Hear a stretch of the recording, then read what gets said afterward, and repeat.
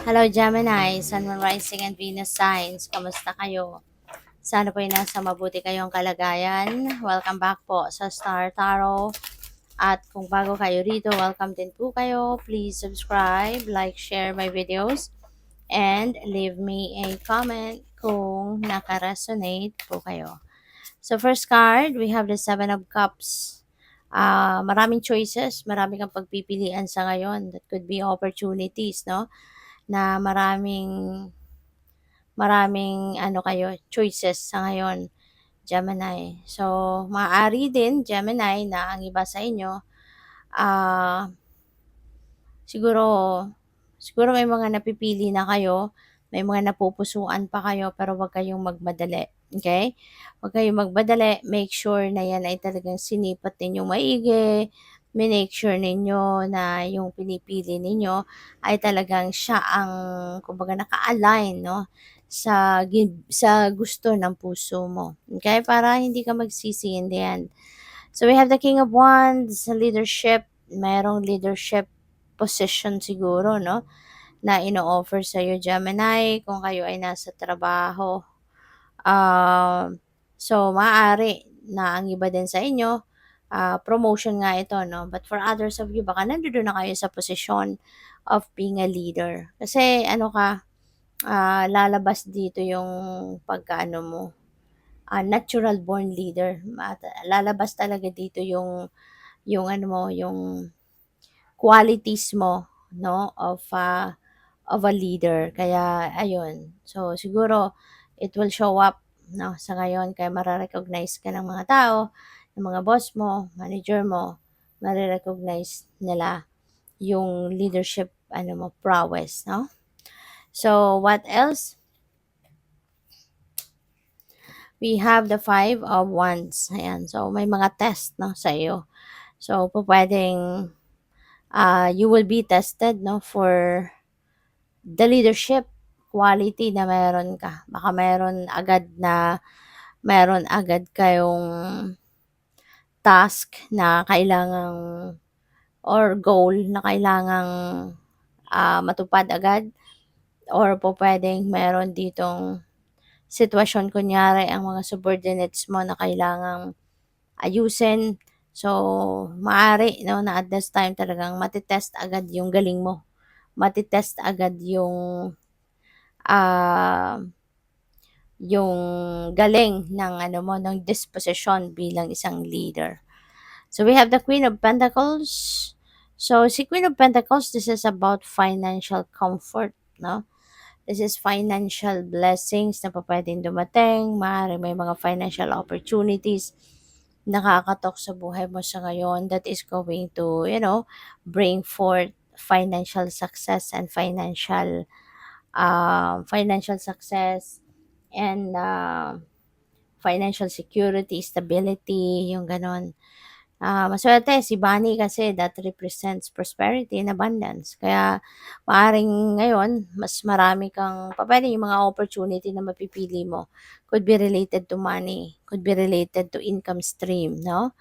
Baka may additional na racket ka, diba? Kaya magkakaroon ka ng additional na income, ganyan. But anyways, magiging komportable na ngayon ang buhay mo, lalo-lalo na pagdating sa kaperahang aspeto. And even sa family, kasi si Queen of Pentacles is also very nurturing and very caring energy, kaya maaaring mas maaalagaan mo ngayon ang pamilya mo, talaga. So, tingnan natin kung ano pa ang ganap for Gemini. We have study to know yourself. Okay? So, minsan kasi hindi rin naman natin masyadong kilala ang sarili natin. You know? Kasi lagi lang tayong focus sa talagang sa worldly things, no?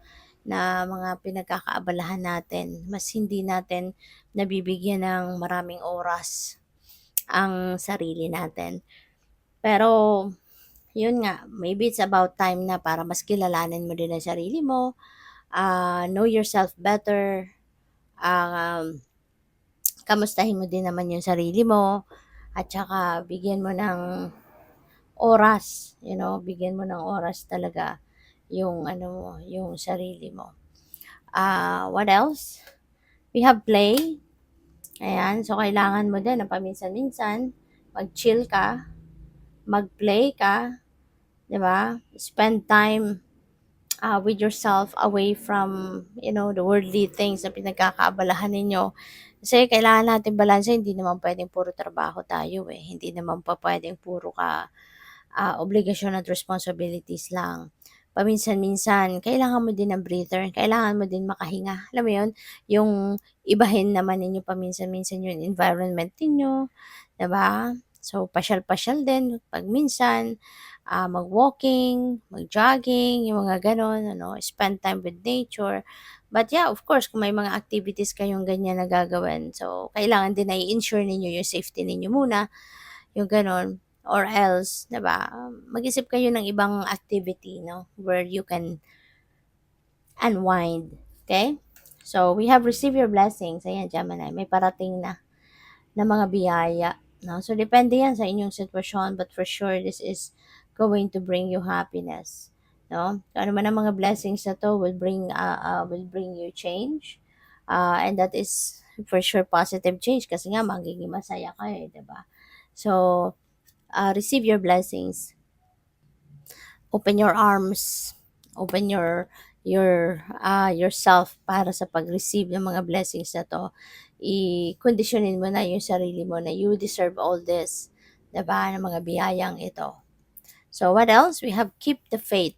Okay? Ano man ang iyong pinagdadaanan, ano man yung mga kunyari, mga challenges na pinagdadaanan ninyo, magtiwala ka lang sa sarili mo, keep your hope and faith alive, at maano mo din yan, masusolusyonan mo din yan.